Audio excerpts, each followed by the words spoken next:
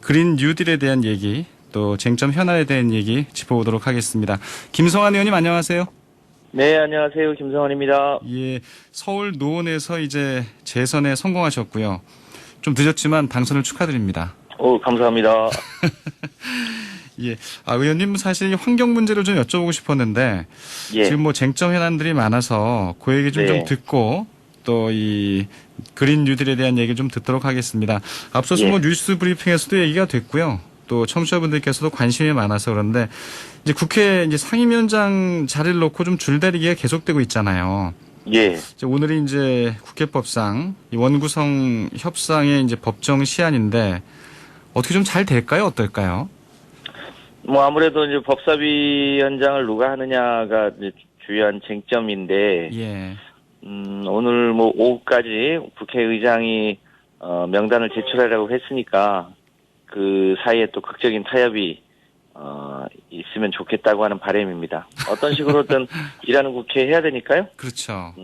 잘 되지 않을까 싶습니다. 예. 보니까 예결위원장은 뭐 서로 맡아도 된다고 하지만 법사위원장 자리를 꼭 여야 모두가 맡아야 된다고 하는 특별한 이유가 있을까요? 그동안 법사위원회가 아시다시피 이제 뭐 체계작구 심사라는 이유로 예. 사실상 상원 역할을 해왔거든요.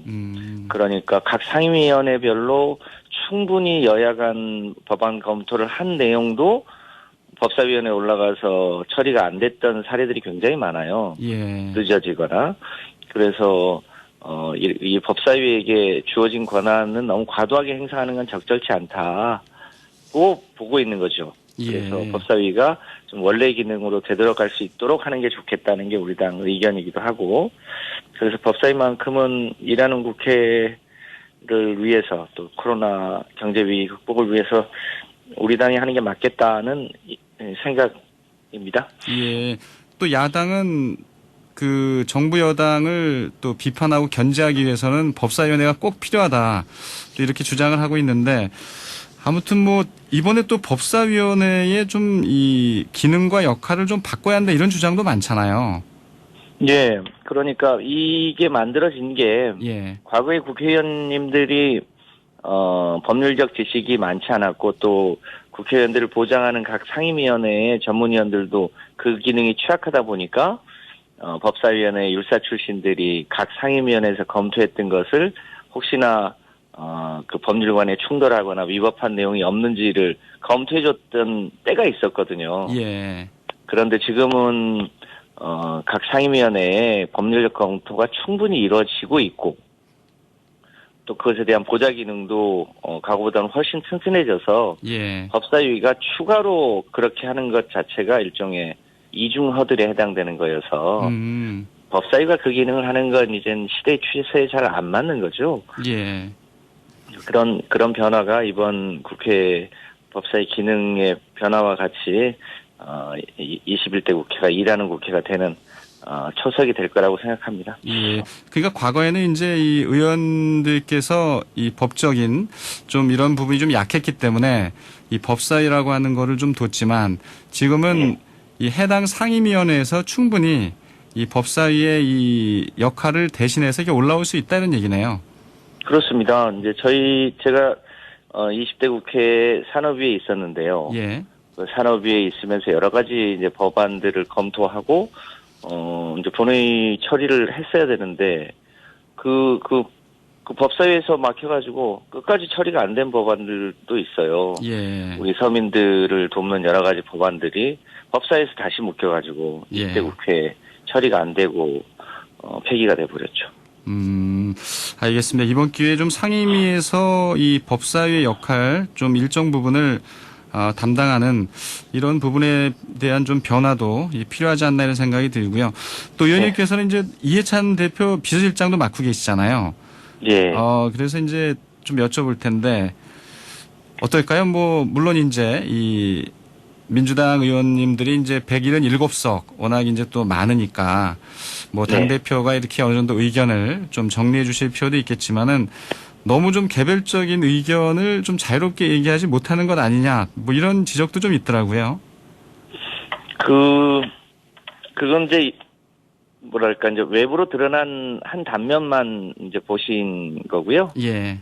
그 대체로 제가 2년간 저희 당의 이제 최고위원회 회의나 이런 걸 쭉 지켜보면 예. 이해찬 대표가 굉장히 민주적으로 당 운영을 합니다. 예. 당이라는 게 가장 중요한 게 이제 선거 때 후보를 내고 공천하고 이런 게 가장 중요할 수도 있는데 이번에 저희 당에서도 이제 공천 탈락한 현역 의원들이 꽤 계셨거든요. 그랬죠. 이제 그분 중에 최종적으로 민병두 의원 포함해서 다 결국은 이제 마지막에 공천 내용에 다 승복했는데 그렇게 하는 게 민주적인 의사결정 안 하고 일방적으로 할 수 있었겠습니까? 그 외에 여러 가지 의견들이 많이 있었는데 대체로 당은 사전에 충분히 의사를 개진할 수 있도록 하되 또 결정이 되면 또 일사불란하게 움직여야 되는 게 필요하니까 예. 그것에 맞춰서 하고 있다고 생각합니다. 예.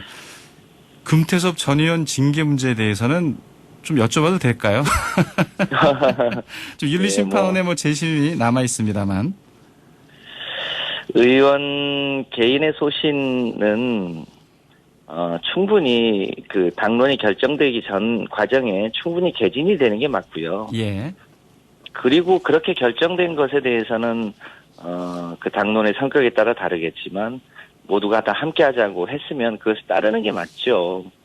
네. 그러니까 저는 그것이 국회의원에게 주어진 이제 헌법적 권한을 침해하지 않는다고 판단합니다. 그리고 그런 판례들도 있고요. 예. 네. 그래서 그것을 무슨 마치 문제가 있는 것처럼 얘기하는 것 자체가 저는 문제라고 봅니다. 그러니까 당론이 결정되기까지는 자유롭게 소신을 밝힐 수 있지만 그 이후에는 좀 당의 이 모아진 그런 의견에는 따라주는 게 바람직하다 이렇게 보시는 거네요. 예. 그렇다고 봅니다. 알겠습니다. 또 하나만 좀 현안을 여쭤보면 요새 이 탈북단체들의 이 대북전단 살포 문제가 네. 좀 이 북한 쪽에서 크게 문제 제기를 하면서 좀 이슈가 됐습니다. 네. 의원님께서 이 부분 좀 어떻게 바라보시나요? 이제 전단을 살포하시는 분들의 취지도 나름대로 있겠습니다만, 예. 남북이, 이제, 전쟁을 더 이상 하지 않고 평화로운 단계를 거쳐서 궁극적으로는 통일로 가자고 하는 큰 틀에서, 문재인 대통령과 김정은 위원장 간에 합의를 했잖아요. 예.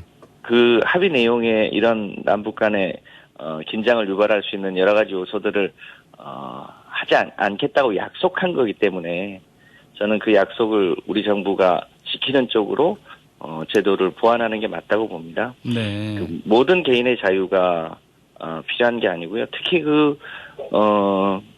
휴전선 근처에 있는 주민들은 그것 때문에 얼마나 공포에 떱니까.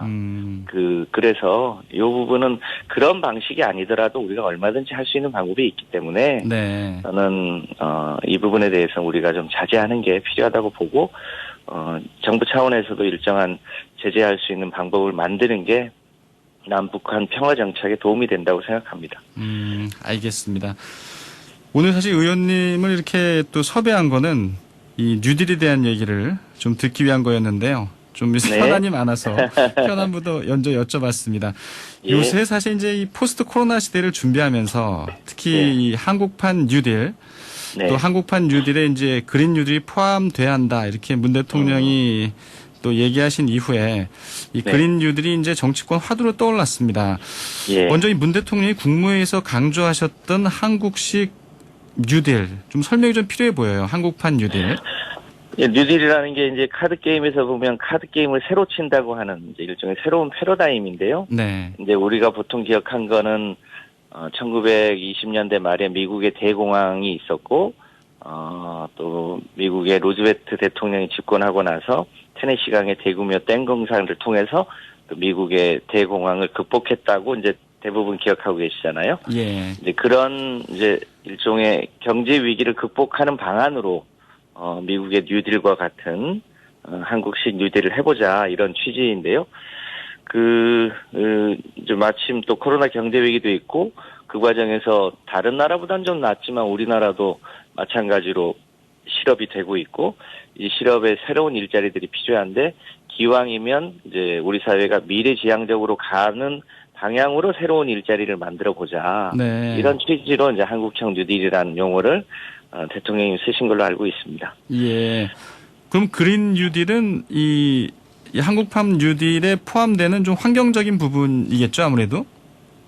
뭐 잘 아시겠습니다만 이 코로나 위기가 근본적으로는 우리 인간이 자연을 너무 많이 함부로 파괴해서 생긴 거라고 하지 않습니까? 그렇죠. 근데 이 자연의 파괴가 코로나보다 훨씬 더 심각하게 오는 게 기후 위기라는 건데요. 기후 위기가 만약에 현실화되면 이 코로나보다 100배, 1000배 위기가 더 클 거라는 거예요. 그래서 이것은 이제 우리나라뿐 아니라 유럽이나 미국이나 중국이나 모두가 다 대책을 세우고 있는 건데, 네. 이 그린 뉴딜이라는 용어는 미국의 전 오바마 대통령이 쓴 용어예요. 예. 이제 취지는 같은 거고요. 그래서 기왕이면 이 기후 위기를 빠르게 극복하면서 미래의 새로운 일자리들을 만들어 보자, 이런 취지인 거거든요. 그러니까 우리가 이제 산업혁명 때 석탄과 석유를 주로 쓰면서 문명을 발전시켰는데, 이게 이제 기후 위기의 주요 원인이 되니까 이제는 석탄과 석유를 쓰지 않으면서도 우리 인류가 더 행복하게 좋은 일자리를 많이 만들어서 갈 수 있는 새로운 방향으로 가자. 예. 이런 취지가 이제 그린 뉴딜이라고 보시면 되겠습니다. 네. 뭐 의원님이 설명해 주시니까 이 귀에 쏙 들어오는데요. 네, 고맙습니다. 근데 이제 노원구청장을 또 2번 하셨잖아요. 예. 이 구청장 하실 때부터 이 그린 뉴딜에 관심을 갖고 좀 여러 사업들을 추진한 걸로 제가 들었습니다. 좀 예. 예를 들어주시면 더 이해가 좀 빠를 것 같네요. 예. 그 그린 뉴딜을 하려면 대략 2050년까지 이제 석탄과 석유를 안 쓰고 거의 모든 분야에 그러니까 화석연료를 쓰지 않는 예. 재생에너지 이 국가 시스템을 만들어야 되는데, 여러 분야가 있어요. 수송도 있고 에너지 분야도 있고 산업도 있고, 또 도시에서는 건축물이 많잖아요. 예. 그래서 노원도 이제 일종의 주거 중심 지역인데, 그 지역에 121세대 규모의 화석연료를 쓰지 않는 에너지 제로 주택을 제가 구청장 때 지어서 지금 대통령님도 오픈하우스 때 와서 이제 격려를 해주셨는데, 네. 주택에서 에너지를 생각보다 많이 씁니다. 그래서 그 주택의 단열 성능과 그리고 이제 재생에너지를 붙여서, 그러니까 냉방, 난방, 뭐 급탕, 환기, 조명 이런 에너지를 쓰는 영역에서 이제 화석연료를 쓰지 않는 대한민국 최초의 주택을 제가 지었었죠, 구청장 때. 그래서 요즘 이제 그런 주택을 본격적으로 짓기 시작합니다. 그래서 몇 가구나 지으셨어요? 제가 구청장 때 121세대 규모로 그 아파트 7층짜리 아파트 3동, 연립주택 1동, 그리고 이제 독립주택, 땅콩주택 몇 개 동 이렇게 지어서 지금 거기 입주기 계신 분들이 아주 행복하게 잘 살고 있습니다. 그럼 어떻게 이런 그린 뉴딜이 반영된 이런 주택들이 가격은 어떻게 주변 시세와는 어떤가요? 그것을 저희 노원구청 땅에다 지었기 때문에 예. 분양을 하면 로또가 될까봐 신혼부부들 전용 임대주택으로 지었어요. 그러셨군요. 그러니까 또 이제 행복주택 중에도 신혼부부들이 있고 이제 청년주택들이 있는데, 네. 여기는 이제 주로 신혼부부들이 사실 수 있도록 해서 90%가 신혼부부들이 들어갔는데요. 아무래도 신혼부부들이 임대주택이긴 합니다만 아주 쾌적하게 사시니까 작년에만 해도 거기서 신혼부부분들이 40명의 아이를 출산했다고 하는 얘기도 들었습니다. 저는 혹시 또 그 집들이 가격이 또 크게 뛸까봐 한번 또 걱정돼서 여쭤봤더니 또 다 대비를 하고 집을 또 지으셨네요. 네. 예. 청취자 문자 하나 소개해드리겠습니다. 4329님. 앞으로 30년 안에 코로나보다 더 큰 재앙이 온다고 합니다. 큰 재앙을 막을 수 있는 현 정부가 돼야 합니다. 이런 의견을 올려주셨습니다. 근데 이제 이런 이 그린 뉴딜 정책이 이 법제화가 되고 또 국회에서 공론화가 되려면 역시 이제 상임위원회가 환경노동위원회잖아요. 근데 요즘 여러 상임위원회에 걸쳐 있어요. 네. 여러 상임위원회에 걸쳐 있나요? 그렇습니다. 이제 기후에, 그러니까 이산화탄소 총량을 판단하고 예. 그 줄이는 이 로드맵을 그리는 거는 이제 환경부가 하고 있고요. 예. 그래서 한국노동위가 하는데 이것에 대한 정책 수단의 상당 부분은 또 산업부가 가지고 있어요. 예. 그러다 보니까 산업위 역할도 중요하고요. 건축은 주로 국토부와 국토위원회가 하니까 또 그 위원회도 중요하고요. 예. 이 재생에너지는 특성상 중앙 집중식 에너지가 아니라 일종의 분산형 에너지거든요. 네. 태양광이나 풍력 같은 거는. 이제 그런 건 주로 이제 지방자치단체가 해야 되니까요. 행정안전부도 필요하고 해서 여러 부처가 다 이제 필요한데 예. 특히 핵심이 이제 석탄과 석유를 쓰지 않고 풍력과 바람의 재생에너지를 써야 되는 이런 정책 수단은 대부분 또 산업부가 가지고 있어서 환경부와 산업부가 모두 다 중요한 위원회라고 보시면 되겠습니다. 예. 의원님은 어떻게 이번에는 뭐 특별히 이렇게 희망하는 상임위원회가 있으실까요? 저요? 예. 저는 이제 보궐로 들어와서 2년간 산업위에서 그 에너지 정책을 주로 다뤄왔는데요. 예. 아직 못다한 것들이 좀 있어서 계속 산업위에서 지구를 지키는 일, 그린 뉴딜 사업을 해볼까 합니다. 예, 알겠습니다. 끝으로 이제 21대 국회가 이제 시작되는 상황이니까요. 짧게 좀 포부를 좀 밝혀주시죠.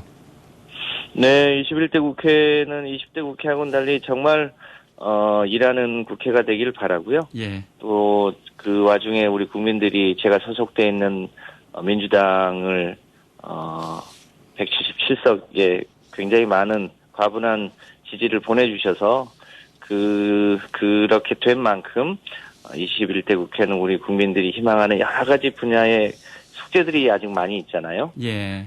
저출산 문제도 있고 부동산 양극화 문제도 있고 이런 기후위기 대책도 있고 또 한국 사회가 이제는 이제 추격 국가에서 선도 국가로 넘어가는 여러 주제들이 있는데 네. 그런 과제들이 잘 풀려서 대한민국이 그야말로 세계의 모범 국가로 가는데 21대 국회가 크게 기여했다는 알겠습니다. 평가를 받을 수 있도록 잘해보겠습니다. 예, 오늘 말씀 잘 들었습니다. 네, 감사합니다. 민주당 김성환 의원이었습니다.